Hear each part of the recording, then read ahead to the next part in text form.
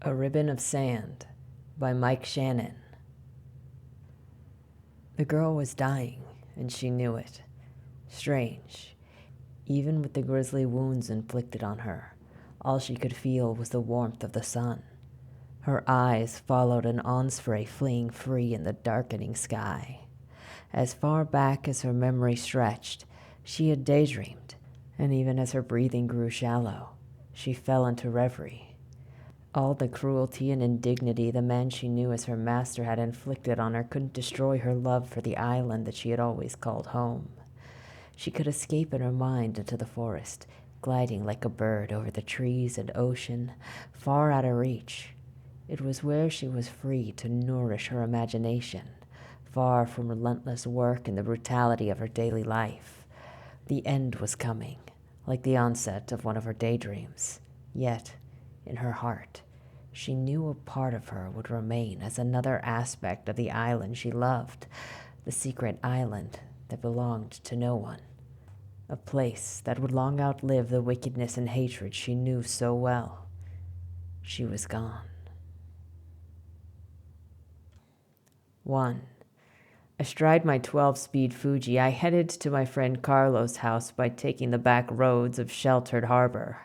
Whenever possible, I avoided the direct route, utilizing a maze of concealed pathways as shortcuts between the residential cul-de-sacs and single-lane roads dotting the southern ends of Lagatz, the island I called home. Flat and marshy, Lagatz is much like the other 100-plus sea islands that line the coasts of South Carolina, Georgia, and Florida.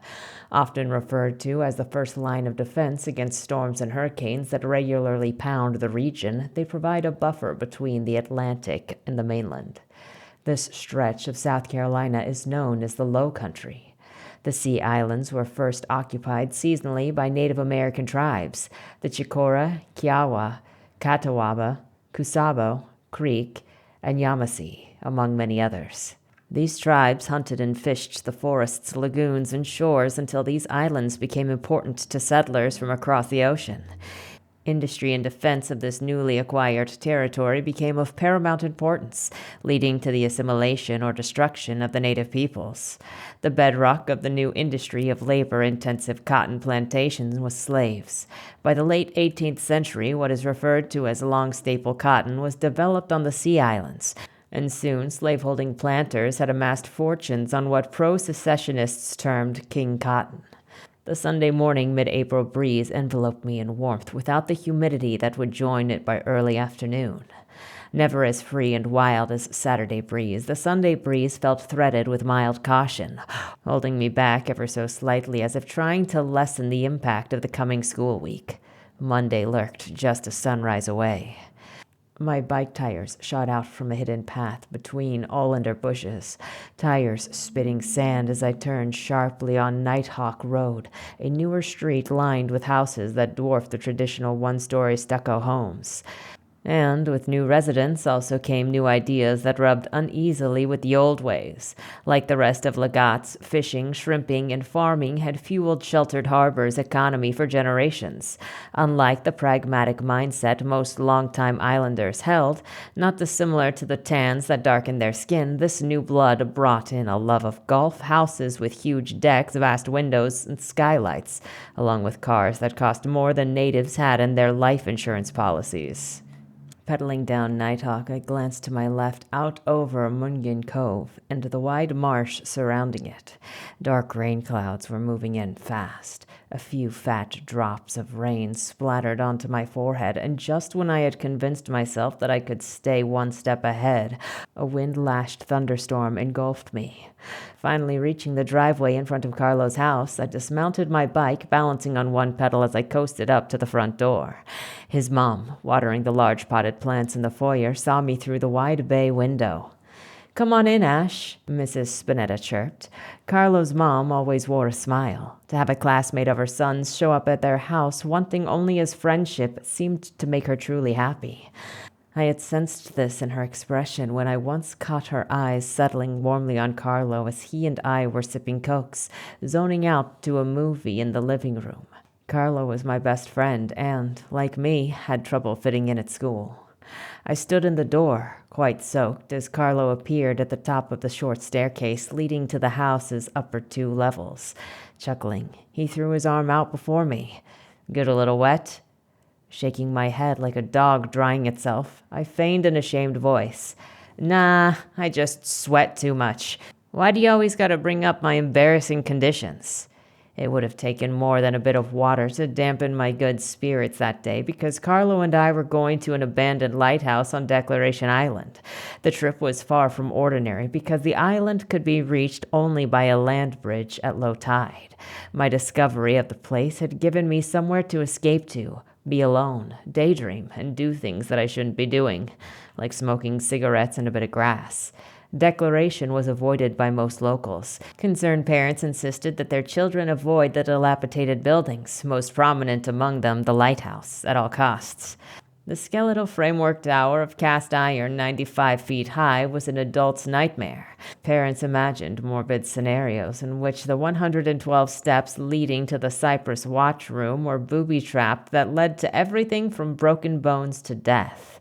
If visitors reached the top, they found 2 rickety galleries to tumble from. I always found the galleries solid and completely stable, but adults hinted at other more mysterious reasons I had yet to uncover. While we waited for the showers to pass, Carlo led me into the living room where we sat for a few minutes drinking Coke and watching a George Carlin stand-up special on HBO. Our first stop was a general store in Sheltered Harbor to pick up water and some chicken necks, as we hoped to do some crabbing. I had equipped the rear of my bike with a cargo rack that allowed me to attach a small styrofoam cooler for any crabs we might catch. Inside it, I had stored a couple of ring nets. By securing the chicken neck in the center of the circular net and letting it lay out flat on the sea floor, we only needed to pull up the string attached to the metal ring holding the net to trap any crabs feeding on the neck. Carlo wore an empty backpack for whatever we picked up at the store. Although his frame was stocky, Carlo's broad dimpled face made him look like a 3-year-old kid whenever he smiled. I was always trying to coax him to laugh, to see that smile, so at odds with his tough guy bearing. We had become friends almost immediately when we met a 1.5 years earlier. Our bond was aided by the t-shirts that we were wearing. In the school cafeteria at lunchtime, one's chosen uniform spoke loudly of otherwise invisible boundaries and castes. The guys who wore football jerseys talked loudly in small groups and huddled closely over their lunch tables before leaning back in exaggerated open-mouthed laughter and a hail of high fives as if they had mapped out a play.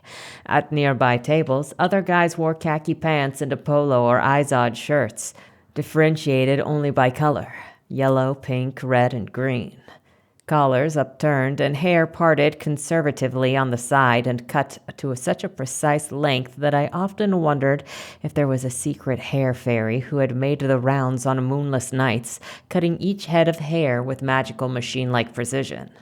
In this atmosphere, it was easy for me to spot the new guy with shoulder-length hair and a Riot Fire Down Under t-shirt, the unmistakable band mascot, a furry white harp seal with lightning bolts as pupils staring at me. It was a shirt that I knew well, having one in my collection. Later, Carlo would tell me that the lanky guy wearing the Black Sabbath Heaven and Hell t-shirt clued him in but quick, like a flare fired over the assembly throng, to the strong possibility that he had found a friend in the sea of conformity that surrounded us. Side by side, our arms hanging free, we rowed into Sheltered Harbor. Still unincorporated in the early 1980s, the town was on the cusp of receiving its charter from the state. The community consisted mainly of 1-story and 2-story buildings with brown, salmon, and burnt yellow stucco facades, with a few older tin-roof clapboard houses and stores. Interspersed among the traditional island architecture were a few late 20th century incursions, including strip malls, fast food restaurants, and gas stations. Like the clashing architecture, the town's population comprised a strange amalgamation of fishermen and shrimpers whose families went back generations and newer residents tied to the incipient tourist-driven infrastructure and economy. As we whizzed past the rehabbed tin-roof house that served as the Sheltered Harbor real estate offices, Carlo waved at his dad, whose balding head we saw through the sash window, hunched over his desk, talking to a couple of prospective clients. Oblivious to the greeting, Mr. Spinetta focused on pointing out something in the brochure that he held out before him.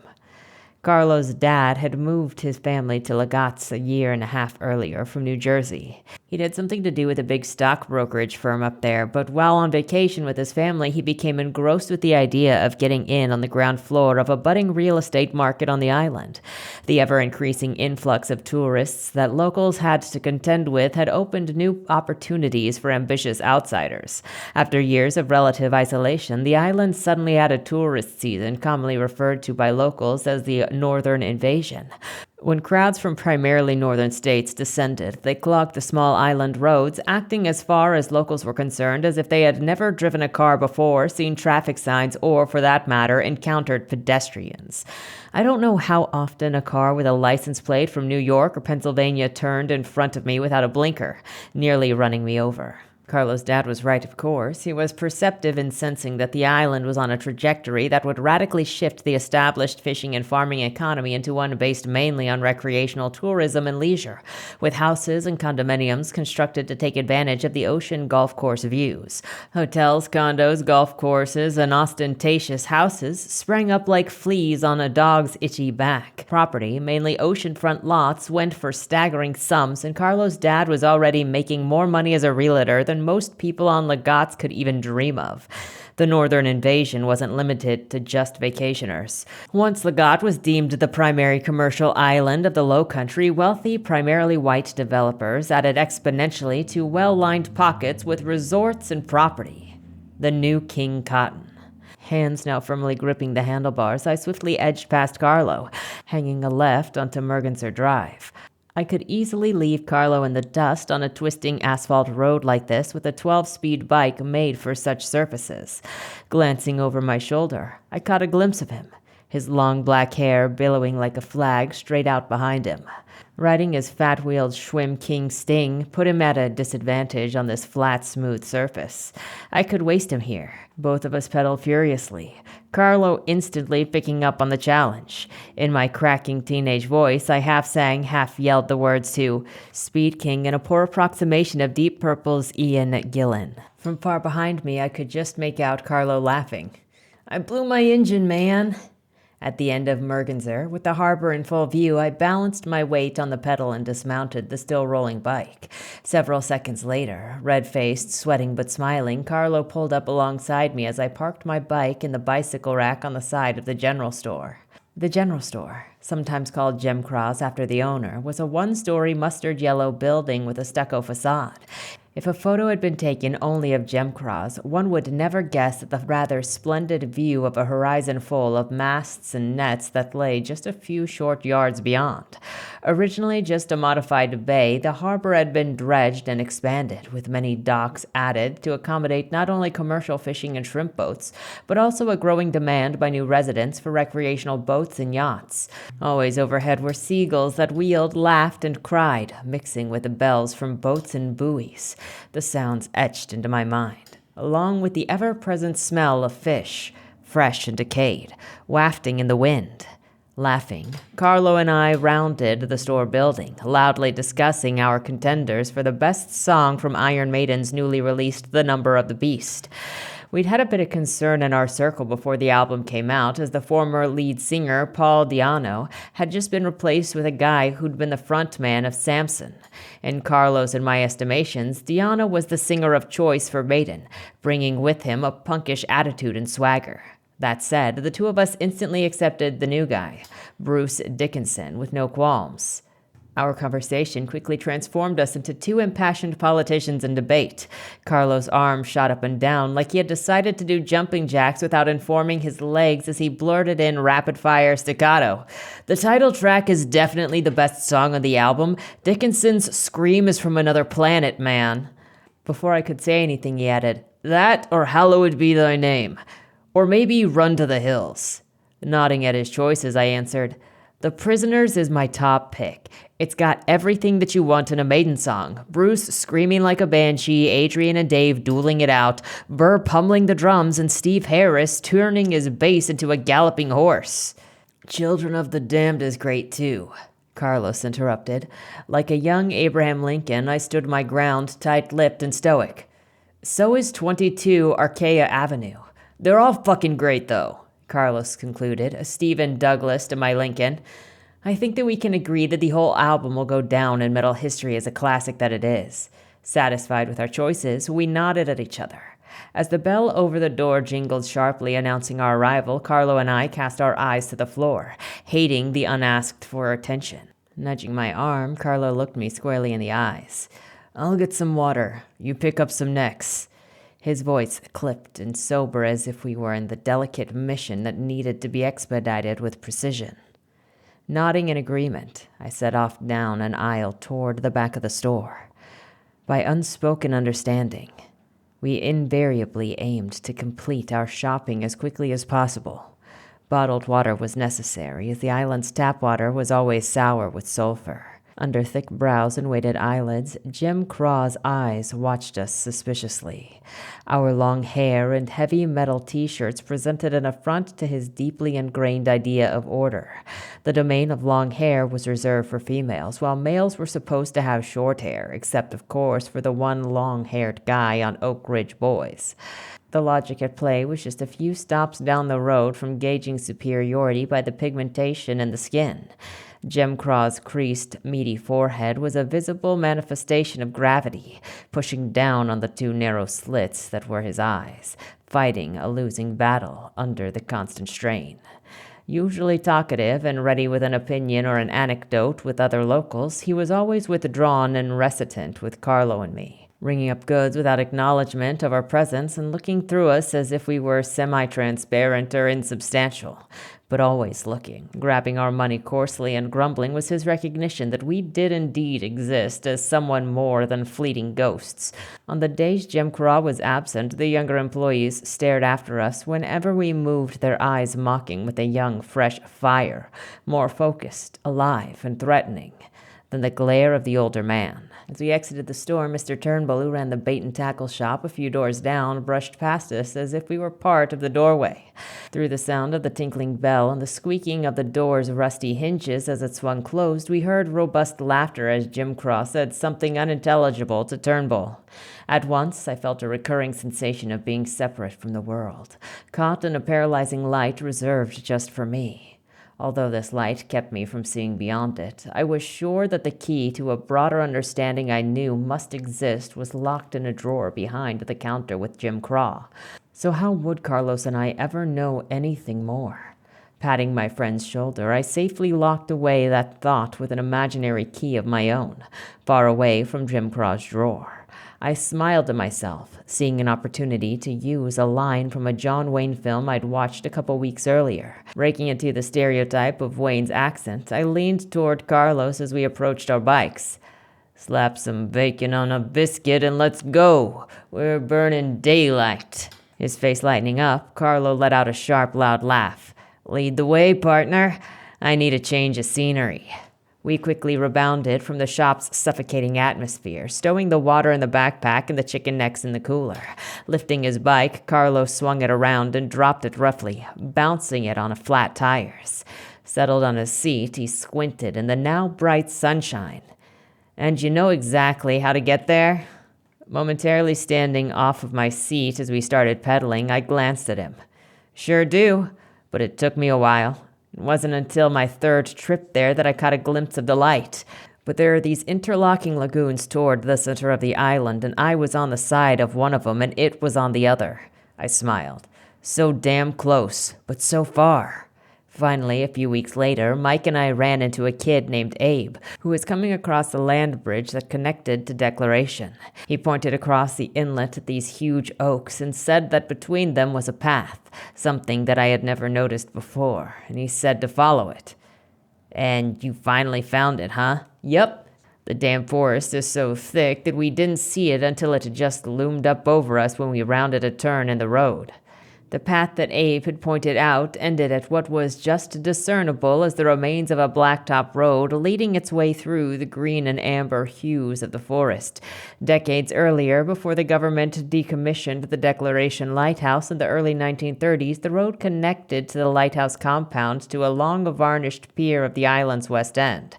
A single-lane track of asphalt made up of crushed oyster shells that allowed for easy transport of provisions for the lightkeepers and lamp oil for the lighthouses because, at one point in time, there had been two.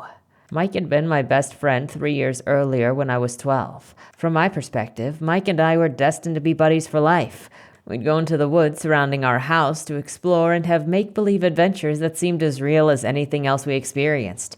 We created imaginary characters so woven into our friendship that we could use mannerisms and phrases particular to them as shorthand, a coded language to convey thoughts in class when we were supposed to be acting more mature.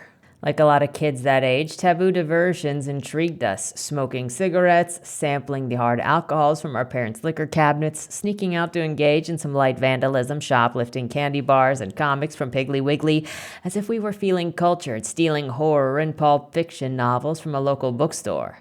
The diversion that trumped all others, though, was stealing cigarettes, more for the thrill of taking them than for any immediate or long-term smoking purposes because, as our boldness grew, so did our technique, which exponentially increased the volume of our ill-gotten goods. One day, Mike announced a plan that would enable us to walk out with multiple cartons instead of just a pack or two.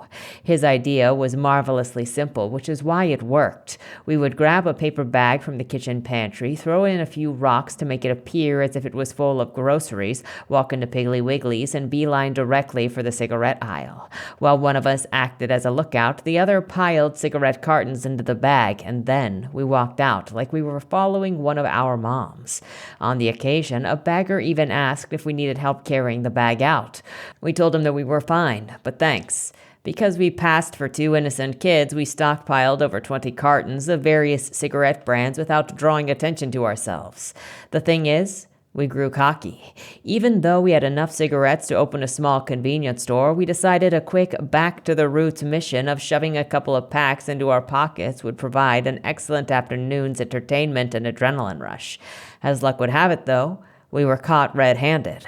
Once in the tobacco aisle, I ripped open a carton. Standing back to back, Mike faced the register while I faced the meat counter. Struggling to stuff a pack into my front pocket, looking down momentarily to finish my task, I was stunned when my eyes returned to scan the end of the aisle.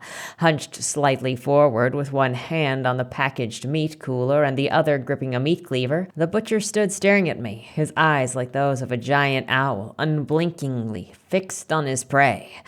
The man's furrowed brow and the thin strands of hair combed over his thinning head presented a strangely riveting tableau that briefly mesmerized me. Before I could alert Mike, the butcher sprang over the cooler in one surprisingly fluid movement. I grabbed Mike's arm and took off in the opposite direction just as fluidly. Glancing over my shoulder, I saw the butcher's beet-red face as he yelled at us to stop before loudly alerting the cashier and bagger of the two little thieves in their midst. With the exits blocked, we were quickly collared. The manager called the police to rattle us further, and the police summoned our parents. It was a heck of a production, and I couldn't help but feel like the ringmaster in a bleak little circus. Ladies and gentlemen, children of all ages, welcome to the smallest and for these two guys most embarrassing show on earth. It seemed an awful lot of attention for 2 packs of cigarettes, but I now realized that shaming us was the point. The butcher congratulated himself more than the employees did collectively. Seeing his chest puff out like a peacock, I could imagine the fan of feathers ruffling up proudly behind his back. In the end, Piggly Wiggly did not press charges. The store called the police merely to remind us that crime doesn't pay, but being shamed in public, paying for the 2 opened cartons, and enduring the riot act recitation and grounding my parents gave me were enough to make me think.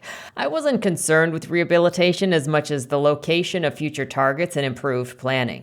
The worst part about being caught was the end of the relationship with Mike. I never knew what he told his parents, but I suspect I was thrown under the bus. Mike called me the day after the event and said that he'd been forbidden from seeing me for 6 months. For a kid of 12, 6 months felt like a lifetime, and Mike had already left our school a year earlier for private academy off the island.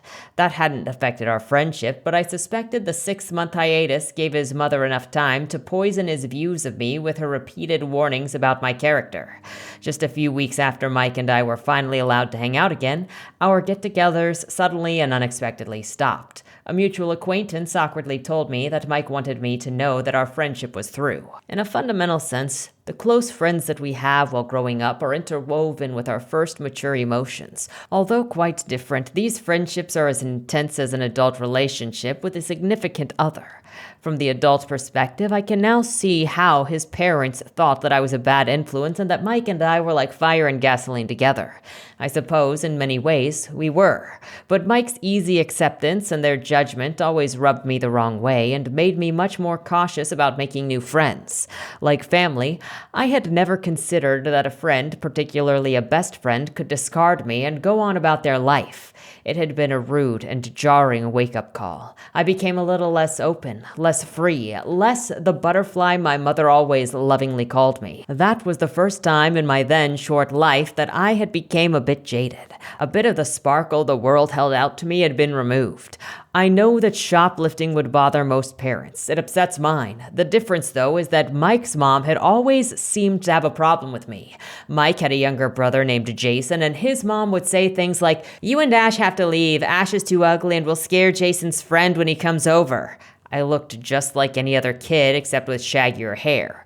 But in the mind of Mike's mom, I had always been a bad influence. So the shoplifting fiasco, as she put it, the most humiliating experience of my life, was the perfect opportunity for her to hit the reset button.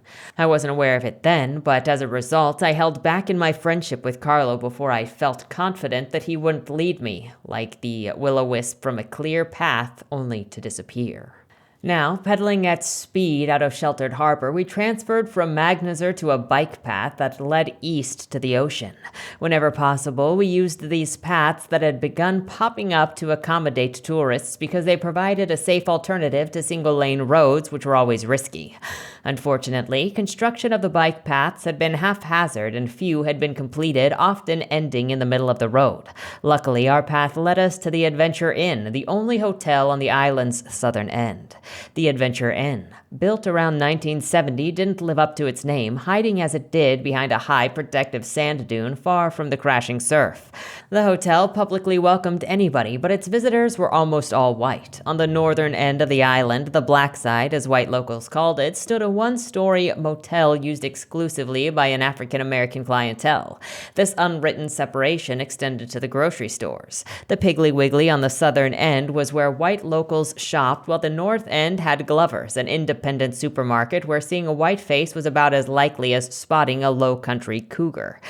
Even into the 1980s, these patterns persisted, although segregation was theoretically a thing of the past. Whether I was shopping with my mom at the Piggly Wiggly or visiting vacationing white friends of my parents staying at the Adventure Inn, these patterns reinforced these unspoken codes. Leaving the bike path, I hopped off my Fuji and walked onto the soft sand pathway leading from the rear of the hotel to the beach. Carlo sped past me, laughing, his King Sting's fat tires finding no resistance on the shifting surface. Once on the shoreline's hard packet sand, he dismounted and waited for me and smiled broadly. Fishing around in the front pocket of his jeans, he withdrew a partially crumpled pack of cigarettes and a lighter. Then, resting his bike on its side, he puffed away and gestured toward me. "Who has the upper hand now?" Finally, catching up, I shook my head. "You got me beat on this shit." Carlo took the cigarette from his mouth and flailed his arms, explaining, "My bike's motocross and yours is more Formula One." No matter what he was describing, Carlo always accentuated his words with animated gestures. If he was describing an action scene from a movie, his arms became the explosions. If he was talking about a crab that escaped his net, he held his hands to the sky, imitating the riled blue crab's claws, snapping at unseen fingers just out of reach. Before us, the vast gray beach stretched into the distance like an enormous runway. Carlo and I rode like we were going to take off at any moment. A salty breeze buffed us from behind, energizing and encouraging us. With the tide at its low ebb, we rode smoothly over the hard-packed sand that would be covered by several feet of foamy churning waves in a few short hours. To our left, the sweeping dunes were dotted with tufts of sea oats and beach grass. Where the dunes ended, the forest began. Cabbage palms were peppered about loblolly and longleaf pines, sand-live oaks, wax myrtles, and Yupon holly. Before us to our right, the beach fanned out, populated with sandpipers and piper plovers darting around like miniature Keystone Cops, while ruddy thunderstones, true to their name, flipped stones with their beaks to uncover sea snails. The birds far outnumbered the few people sunbathing or swimming in the surf, another reason that I always preferred riding to the lighthouse along the shore. For long stretches of the ride, there was nothing but salty air blowing hard on our faces, our eyes squinting to make out the long, thin tide pool crisscrossing the vast beige flatness, appearing like rivers must when they're viewed from the window of an airplane. We could avoid the outside world for about 4 miles before having to turn back into the interior as we approached No Moon Creek. Crossing that wide tidal channel on bicycles was impossible, so Carlo and I had to trudge up a narrow beach access path that would take us via several small residential streets to Highway 241. This 2-lane ribbon cut through the thick woods hunkering in their overgrown abundance on either side. To the south, 241 led to Sheltered Harbor, and to the north it slowly turned westward toward the swing bridge that connected Lagatts to the mainland. Riding single file with me in lead, we traveled the shoulder of the highway only for a few hundred yards before turning into the Barwell Road, which a few decades earlier had been nothing more than a trail used by loggers to harvest the vast tracts of pristine island forest.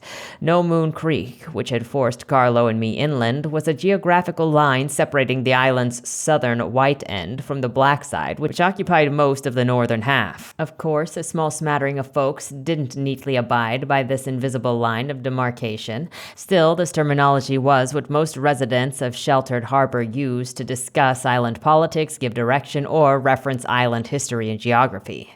As we rode past Mr. Garrison's house, a name that I only knew because it had been carefully painted in yellow on the side of a crooked mailbox perched next to the street, Carlos directed my attention with a just perceptible nod. "Hey, look at this guy." His voice was hushed and edged with apprehension. "You see him?" "Yeah. He's just trying to figure us out." The land around Barnwell was open, with only a few trees serving as reminders of the primary forest stripped from this part of the island. Many long-standing African-American residents utilized these clearings for farming. These families were among the oldest on the island and traced their histories back several generations to the cotton plantations covering the island before the Civil War. I cast another furtive glance at the front yard where 2 old stump-backed horses were grazing, slapping flies off their backs with their tails. Further back was a small 1-story house with a rusty tin roof, and standing on the sagging front porch that mirrored the curve of the horse's back was the presumed Mr. Garrison. Although presumably 70, he still stood at 6.5 feet with a solidly built frame undoubtedly sculpted from years of working his farm. His deeply lined face glowered at us from under the soiled John Deere cap. His expression hovered between suspicion, bewilderment, and maybe even a touch of amusement. I was friends with a kid named Abe who lived within a stone's throw of Mr. Garrison's property. He had met on the Lagat side of Mitchell Inlet, the body of water that separated Lagat from Declaration, when I first began searching for the lighthouse, and Abe had given me the final clue to finding it. Because of this, Mr. Garrison should have been accustomed to me visiting the area, but he never seemed less than suspicious and surprised every time he saw me ride by. I imagined him thinking, "Where's this long-haired cracker boy and his equally shaggy friend headed to anyway?" The humidity, which had been steadily increasing as the day progressed, always seemed to capture situations, faces, and things, both good and bad, and hold them in its grip. I have never been able to separate my image of the lighthouse from the heat and humidity, and there too is Mr. Garrison's face, permanently frozen in an impenetrable scowl, staring from the front porch, enclosed in the sticky invisible air, preserved as if in amber. Not wanting Carlo to become preoccupied with our Barnwell Road reception, I stood up on my pedals, adding an extra burst of speed to power us past our audience of 1. Can't really blame him, I guess. A cherubic smile filling a space, Carlo bellowed with zesty abandon the chorus of Run to the Hills, a track from the new Iron Maiden album. Without missing a beat, I repeated the words as if Bruce Dickinson himself was in front of us on stage, thrusting out his microphone for us to sing along. Lost briefly in our Up the Irons fantasy, we pedaled to the end of Barnwell and onto a narrow sandy path that led to the low-tide causeway that connected Lagatts to Declaration. This path took us out of Mr. Garrison's sight and onto a deep shade of thick forest. Overhead, oak, magnolia, loblolly, and slash pines effectively shut out much of the sun. We needed to dismount our bikes to push them carefully over the uneven, canopied pathway threaded with oak and magnolia tree roots. Lifting our bikes over a very knotted section, Carlo spread his trademark. "This is a real clusterfuck, huh?" It was a term he often employed for just about anything that annoyed him, particularly if a situation seemed in some way against him. As to why he whispered, well, there was something about the narrow dark road with the trees pressing around us that made a person want to be quiet. Although only about a quarter of a mile long, the winding track grew darker with each step. Besides the trees, only cicadas' rising and falling hum, an occasional crow, and the humid air accompanied us. It didn't take much to imagine a company of Confederate soldiers riding toward a battle to confront their mortal enemies or slaveholders' posses searching for runaways. The smothering, oppressive coastal heat added to the feeling that we had experienced a time slip and we were now making our way along a road during the War of Northern Aggression, heading to the Confederate encampment with hot, tired, sweating soldiers at the end. Thick weed cluttered the path. We had to keep brushing them out of our way. I looked at Carlos and said, "Imagine trying to pull these things out. They're like little trees." Wrapping both hands around a particular monstrous example, like a knight trying to remove Excalibur from the stone, Carlo pulled with all of his strength, but managed only to strip off some of the thick leaves. He shook out his sore hand and then shook his head. "It would take Arnold Schwarzenegger. Or a backhoe." "Or Arnold Schwarzenegger on a backhoe," I said. Carlo arched his brows, clearly considering this possibility before we both just laughed. Hesitating, Carlo looked up at the sliver of sunlight piercing the awning of the trees that covered us, trying to catch its rays, which seemed to dart and dance among the branches as if attempting an escape. Then, more to himself than to me, he said, "The roots are so deep that it would be impossible to get all of them." There was a strange timbre in his voice, his face frozen in a half-smile, his gaze still fixed on the treetops over us, the expression of someone who wasn't sure if something was funny or scary or somewhere deep in between. We shuffled and sidestepped as many weeds as possible, as though by unspoken agreement they were better left untrod. Emerging from the wood's claustrophobic closeness onto the dark gray sand of Legate's northern end, I noticed a familiar figure approaching us from the west, skirting the dunes along the forest line. "It's Abe," I blurted, scratching at the fresh mosquito bite behind my ear. "Who's Abe?" "The guy who told me how to get to the lighthouse," I reminded him. "He's a guy I bump into a lot here. He crabs along the stretch." Tall and gangly, Abe wasn't copper brown like many islanders, but matte black. In sunlight, his skin almost looked like it was infused with metallic blue. Sometimes I wondered if, to him, I looked like a sentient bar of ivory soap wearing a wig. "Hey, Abe," I called out. His gaze, which had been focused on the red plastic bucket he held at his side, shot up as he craned his head forward, trying to make out who the two people were in his path. Then, suddenly, his hand flew up in a wave. "Hey, man," he yelled back, his steps quickening as I pushed my bike toward him. Unsure of our unexpected company, Carlo dropped back behind me. The school Carlo and I attended in Shelter Harbor was, in theory at least, mixed, but was almost entirely white, while down by Bumelia Creek, a hamlet for many of the island's black residents, stood a school that was overwhelmingly full of black students. Unspoken though the taboos might have been, if you were a kid of a minority color going to the wrong school, you would be singled out as an aberration or worse, trash by the majority of locals, and your family might be treated with a noticeable degree of unfriendliness. I considered Abe a friend, but it probably would have been more accurate to call him an acquaintance. Soon after we met, I awkwardly discovered that I wasn't allowed in his house. His mother warned him, as he repeated to me, "You hang out with that boy and you'll lead to trouble, so you can bet that he has no good on his mind." It was true that I often had no good on my mind, but not how I imagined his mother supposed. But, of course, her suspicions were just those of a watchful parent. Both Carlos' parents and my own, although not racist in my judgment, might have felt uneasy having a black kid over to one of their houses, as it could potentially draw a hostile reaction from less open-minded locals. It might have been 1982, but Sheltered Harbor clung, however tenuously, to the specter of the segregated philosophy that had once held in firm place by the Jim Crow laws. Although these laws had been officially abolished by the mid-1960s, unofficially, their influence held on like a bad-tempered snapping turtle, unwilling to let go of the stick that it felt that it had been prodded with. Maybe I was more attuned to the vestigial racism barriers because of the Oster racism I experienced. Even though I was white and Carlo was of Spanish ancestry with a light olive complexion, going to the right school didn't afford us any sense of camaraderie with our fellow student body. We knew all too well what it felt like to be outcasts. When Abe finally reached me, he was panting, putting both hands on his knees, breathing in large gulps of air. I think someone's been screwing with my traps, 'cause there ain't even one pregnant blue so much as near 'em. We could quickly identify pregnant blue crabs by the bright orange egg sac on their abdomen. This roe was delicious raw orangey crab soup. "It ain't us," I said, nodding to Carlo while unfastening the bungee cords from the cooler to show Abe our nets and chicken necks. "Shit, are you putting those here in the inlet?" "Yeah, I've been putting 'em here 'cause crabs been flocking lately to 'em like groups of hippies heading to Woodstock." Abe chuckled, eyeing the shoulder-length hair Carlos and I wore. Yeah.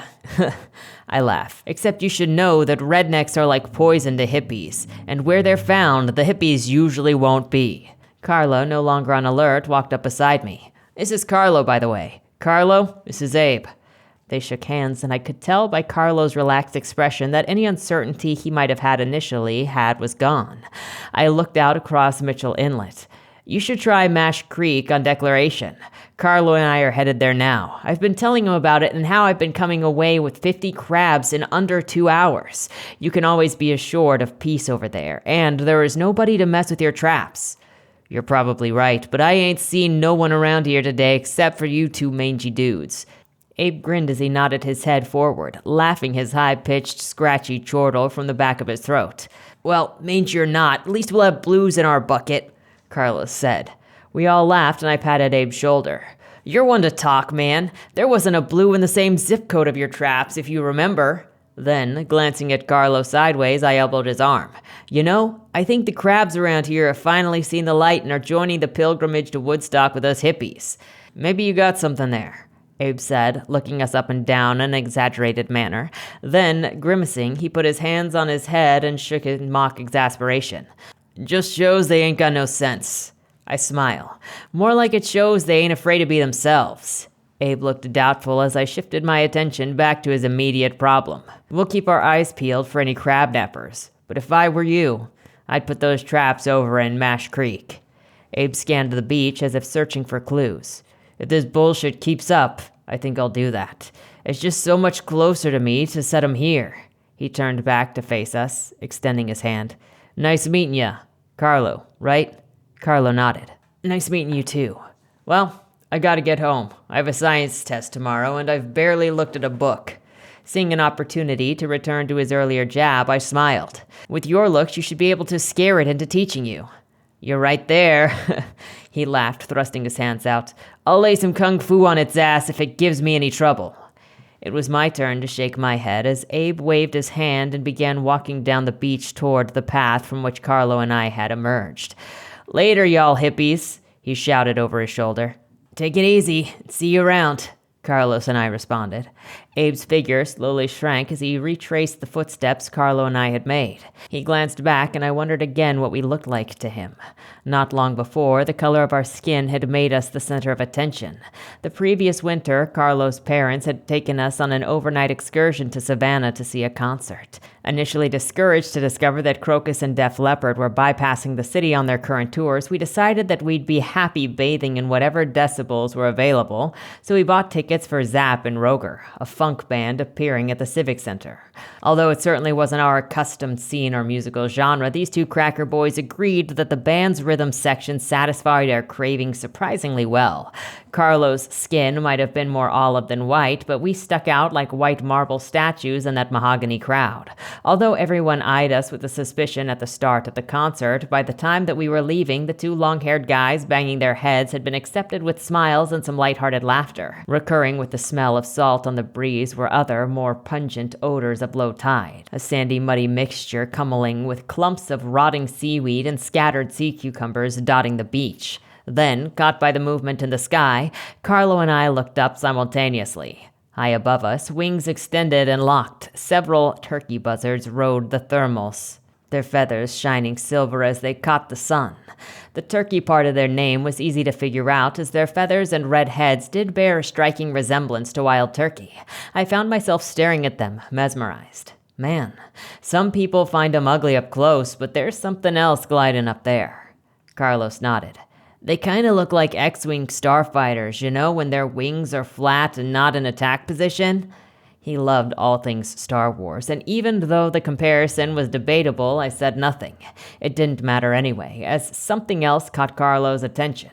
Giving a little cough, he wrinkled up his nose and waved a hand in front of his pinched face. I don't know about you, but low tide here smells like death warmed over. No doubt about... I started before my words trailed off. A couple of dozen yards ahead of us appeared two men from behind a clump of saw palmettos and palm that concealed a bend in the shoreline. They had been walking from the south, so we hadn't seen them near the edge of the forest. Both looked to be in their mid-30s, and they carried an old peach crate brimming with at least 200 agitated blue crabs. One had greasy shoulder-length hair, an unkempt horseshoe mustache, protruding lower lip packed with chew, and a stained Budweiser t-shirt. The other guy was balding, squat, and unshaven, wearing cut-off jeans, work boots, and far too small Marshall's Tucker band t-shirt. It was this guy who spoke in a slurred voice as they beelined toward us. "Y'all know that nigger boy walking down a ways earlier?" I exchanged glances with Carlos, and without hesitation, we responded no in unison. Carlo had just met Abe and had no history with him, but I felt an arrow of shame pierce me for how easily that word sprang from my mouth. Scrutinizing us, the balding, squat man wiped his sweat from his forehead. "That better be true, 'cause if you girls whisper one word to him about these crabs, we'll find you. No mistake, we'll stomp your motherfucking asses into the dirt." His eyes flared like two red-veined marbles before he glanced at his partner and winked. His face contorted into a Rosia-compounded sneer as rivulets of sweat rolled down from the top of his shiny dome. "Comprende?" The question, of course, was rhetorical. Pulling his too small shirt up, he wiped the sweat that poured from the top of his head like it was the source of a tiny river. "Then again, why would you know him? If you did, that would make it both of you niggers by association." Letting out a high-pitched, wheezing guffaw, the thin man fixed his bleary eyes on us. "Got that?" he shouted, causing his friend to flinch before spitting a long, stringy loogie of tobacco juice on the ground right between Carlo and me. They moved in closer and stood, staring for what seemed like hours due to the fact that they both reeked of an unholy trifecta of alcohol, tobacco, and tooth decay. Horseshoe Mustache Man threw his head back, letting loose another wheezy laugh while patting his buddy's arm. "I do believe they understand what we're saying." The left eye of the squat guy twitched several times as his face remained frozen in an open-mouthed grimace before he, too, broke into a high-pitched approximation of a laugh. "You remember what he said about squealing now?" Short guy finally said, flashing a mouthful of yellow and brown teeth. His thin, mustachioed friend finally broke his gaze and half-turned toward his companion. "Let's go cook up some sweet crab and polish off some cold uns." As they started to move toward the path Carlo and I had recently used, he turned back. "Hey, and good luck trying to catch anything along the stretch. Crabs here really are partial to our company." They set off laughing loudly, or at least the pot-bellied guy did. The other guy wheezed and hacked so much that it was hard to tell if he was laughing or had swallowed his chew. although the confrontation had rattled us. Once they started walking away, we found ourselves giggling as they stumbled in the dry sand above the waterline, each guy gripping one side of the peach crate. With his out-of-work boots, the Marshall Tucker fan was partially amusing as he kept tripping and dropping his side of the crate, clutching at the skinny guy who would sway and teeter, nearly falling over himself. Each time the squat guy dropped his side, crabs would spill out, raising their claws in agitated defense and pinching and groping a hand more than once. Chuckling without being able to help it, we continued on our way. Although we could have easily ridden across the wet sand, we walked our bikes side by side.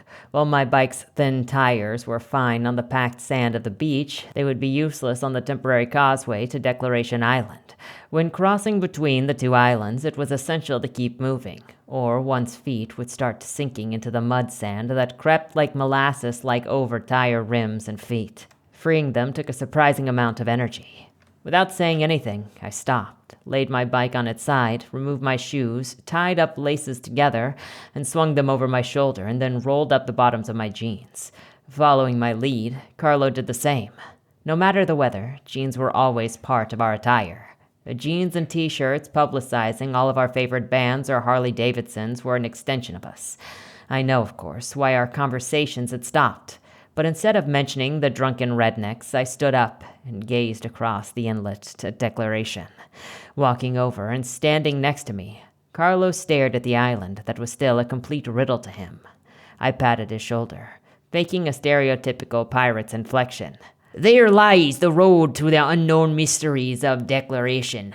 From here on in, we tread at our own risk, fellow traveler." Placing his hand on his hip, Carlo arched an eyebrow in mock indignation. "Ah, he speaks such things in the first to admit his fear. So pray tell, my friend, is it you who desires to halt your journey?" I smiled broadly, little realizing that what he said foreshadowed future events. "Let us make haste, Carlo of Secaucus."